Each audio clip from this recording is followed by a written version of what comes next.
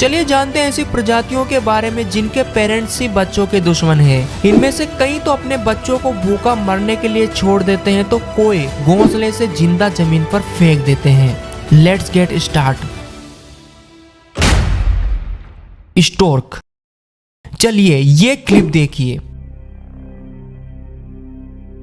आपको क्या लगता है कि ये सारा अपने बच्चों को उड़ना सिखा रही है? नहीं, बल्कि ये अपने बच्चों से छुटकारा पाने के लिए ऐसा कर रही है। सारस जानबूझकर अपने बच्चों को मारते हैं। इनका ऐसा व्यवहार असामान्य है, लेकिन आखिर इसके पीछे ऐसा क्या कारण है, चलिए जानते हैं। इनके 3 से 5 तक चूजे होते हैं और इन्हें खिलाने के लिए इनके पास पर्याप्त भोजन नहीं होता। अब अगर भोजन पर्याप्त नहीं होगा तो सारे बच्चे कमजोर हो जाएंगे, और अगर केवल 1 या 2 बच्चे रहेंगे तो उनके भोजन की मात्रा बढ़ जाएगी और उनके स्वस्थ होने की संभावना भी प्रबल हो जाएगी। कुछ बच्चे पर्याप्त आक्रामक नहीं होते जब माँ आकर इनके घोंसले में खाना पहुंचाती है। यह एक क्रूर दुनिया है। खाने के लिए आपको सचमुच अपने भाई बहनों से लड़ना पड़ता है, और अगर आप हार जाते हैं तो आपकी माँ आपको जान से मार डालेगी। पांडा।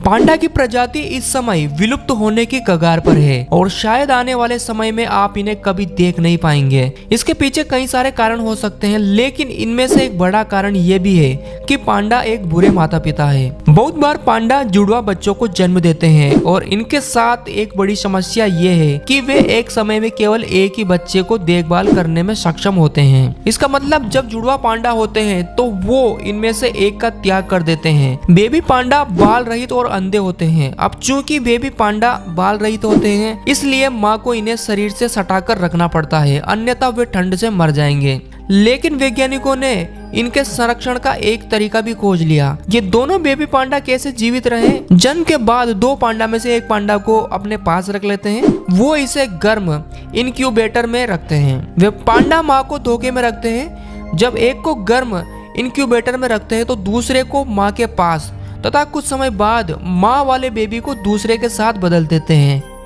माँ पांडा इतनी स्मार्ट नहीं होती कि वो पता लगा सके कि वास्तव में ये 2 बेबी पांडा हैं, और इस तरह से वो एक दिन में लगभग 10 बार इन बेबी पांडाओं को बदलते हैं, और इस तरह से मनुष्य इन दोनों पांडाओं को बचाने में सक्षम हो जाता है। इसलिए पांडा के अस्तित्व को बचाने के लिए वैज्ञानिकों का यह निर्णय बेहद कारगर साबित हो सकता है।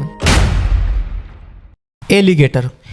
एक एंड्रयू लिलीक्विट नाम का वाइल्ड लाइफ फोटोग्राफर फ्लोरिडा में कुछ एलिगेटर को फिल्मा रहे थे। तभी उसने देखा कि एक एलिगेटर कुछ खा रहा है। जब उसे पता चला कि वो एलिगेटर क्या खा रहा है तो वह चौंक गया। उसने देखा कि वो एलिगेटर कोने में बैठकर रसगुल्ले खा रहा है। ऐसा कुछ नहीं है, जस्ट जोकिंग। एक नरभक्षी एलिगेटर अपनी ही संतान को खा रहा था। एंड्रू ने इस बेहद ही असामान्य चीज को अपने कैमरे पर फिल्माया, जिससे साबित होता है कि मगरमच्छ इस दुनिया के सबसे बुरे पेरेंट्स में से एक है।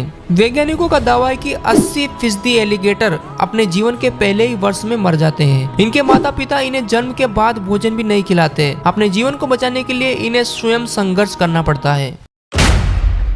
हिप्पो।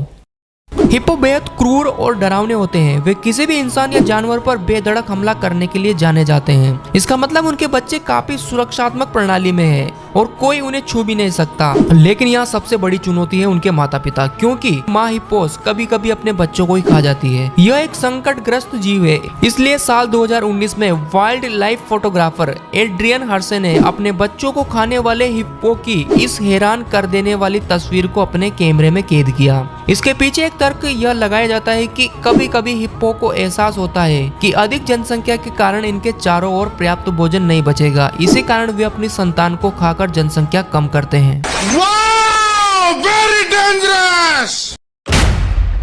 डॉल्फिन।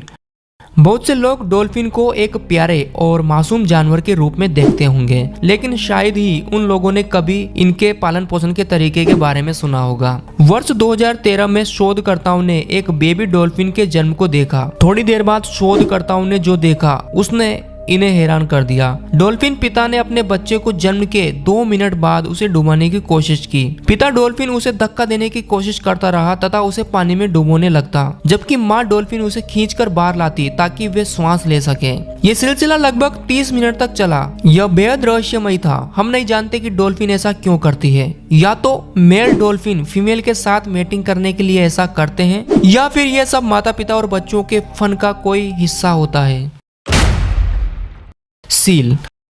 आमतौर पर माता पिता लगभग 18 वर्षों तक अपने बच्चों की देखभाल और सुरक्षा करते हैं, लेकिन सील केवल 12 दिन तक ही अपने बच्चों के साथ होती है और इसके बाद वो इन बच्चों का त्याग कर देती है। बेबी सील को बिना खाना और बिना किसी सुरक्षा के अकेले छोड़ दिया जाता है। परिणाम स्वरूप 30% सील अपने जीवन के पहले ही वर्ष में मारे जाते हैं। सच में यार, ये तो वाकई में बुरा है। कोई कैसे अपने बच्चों को मरने के लिए छोड़ सकता है। कोयल। कोयल को सबसे खराब माता के रूप में जाना जाता है। ऐसा इसलिए कि वे अपने बच्चों को छोड़ जाते हैं और वो भी जन्म से पहले। कोयल अपना घोंसला नहीं बनाती, वे अपने अंडों को या तो कौवे या फिर किसी अन्य पक्षी के घोंसले में रख देते हैं। अब जब वे इन्हें दूसरे पक्षियों के घोंसले में डालते हैं तो ये बच्चों के लिए हमेशा अच्छा नहीं होता। अन्य पक्षियों द्वारा इन्हें घोंसले से बाहर फेंक दिया जाता है या फिर अन्य पक्षियों द्वारा खा लिया जाता है। इसलिए यह कहना सुरक्षित है कि सभी जीव माता पिता के तौर पर परिपूर्ण नहीं है, बल्कि वे एक चतुर और शातिर प्राणी है। जंगल में बेहद सारे जानवर है और उनके लिए अपने बच्चों की परवरिश करना बेहद कठिन है और यही कारण है कि कुछ जानवर इतने डरावने और आक्रामक हो जाते हैं। तो कमेंट में बताइए इनमें से कौन सा जानवर आपको सबसे बुरे माता पिता के रूप में लगे। ऐसे ही अमेजिंग और मिस्टीरियस वीडियो के लिए चैनल को सब्सक्राइब कर देना। सी यू नेक्स्ट।